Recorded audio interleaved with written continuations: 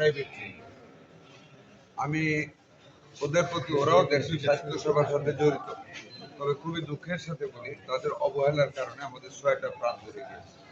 একজন মা নিউমোনিয়ার রোগে, আমার মনে হয় নট শিওর, একটা মাথার গরম লাগতেছে বলতে এসিটা বন্ধ করে বাড়িতে আমাদের অক্সিজেন প্রভার একটা সংস্পর্শ আছে ভিতরে সাপোর্ট দেওয়ার জন্য, সেখানে এসিটা বন্ধ করছে, বিকাল 4টা পর্যন্ত এসিটা করে চালু করে না, এদিকে অক্সিজেনের অভাব পড়েছে, বোধহয় সাফোকেশনও হয়েছে, 6টা বাচ্চা মারা গিয়েছে। আমাদের পুলিশ মোতায়েন করা হয়েছে। আমি রাস্তায় থেকে আমার অফিসে ডিজি গিয়েছে, এডিজি গিয়েছে, হসপিটাল ডাইরেক্টর গিয়েছে, আমরা ওইখানে একটা ইনকোয়ারি কমিটি করা হয়েছে। আমরা যথাযোগ্য যা প্রয়োজন, যতটুকু শাস্তি দরকার সেটা আমরা ব্যবস্থা করবো। এটা থেকে অন্যান্য জায়গায় আমরা মেসেজ আগুনের ব্যাপারে এই জন্য বলছি কন্টেম্পলেশন জিনিসগুলো সরিয়ে ফেলবো। আমি একটা হাসপাতালে গিয়েছি, এটা হুসাইনপুর, কি একটা পাকঘরের ভিতরে সিলিন্ডার।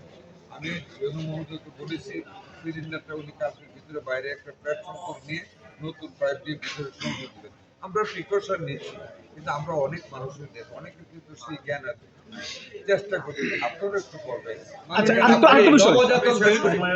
আপনারা মিডিয়ার লোকজন যেভাবে এই নিজের মোকাবেলা করতে আমাকে আমার সরকারকে সহযোগিতা করেছে, আপনাদের প্রতি আমরা কিশোরগঞ্জে আপনার সিরিঞ্জ নেই। আচ্ছা, এটা গত 19 তারিখে একটা প্রতিবেদন ছাপা হয়েছিল। আমি বলি প্রতিবেদন আপনার সত্য, সিরিঞ্জ নেই কথাটা সত্য না। এখানে যে সিভিল সার্জন উনি একটা রং ইনফরমেশন দিয়েছেন, ওনার কাছে উপজেলাগুলি হিসাবে হয়তো একটা বেশি ছিল আর একটা কম ছিল। আমি সাথে সাথে ইনকোয়ারি করেছি, আপনার রিপোর্ট দেখার 1 ঘন্টার ভিতরে আমি সেই সিভিল সার্জনকে ক্লোজ করেছি। 11 লক্ষ সিরিঞ্জ দিয়েছি, সমস্ত উপজেলায় সিরিঞ্জ দিয়েছি। আপনার এইখানে সিরিঞ্জ আচ্ছা 0.05 থেকে পাবেন যে দেওয়া শুরু হচ্ছে, অলরেডি পেয়ে গেছে আরো আগে। কিশোরগঞ্জে আপনার পাড়াই মহল্লায় প্রচুর পরিমাণে ডায়াগনস্টিক ক্লিনিক আছে। এইসব ক্লিনিকে প্রায় সময় রোগীর মৃত্যু হচ্ছে ভুল চিকিৎসায়। সৈয়দ নজরুল মেডিকেলও প্রায় সময় ভুল চিকিৎসা রোগীর মৃত্যুর অভিযোগ রয়েছে।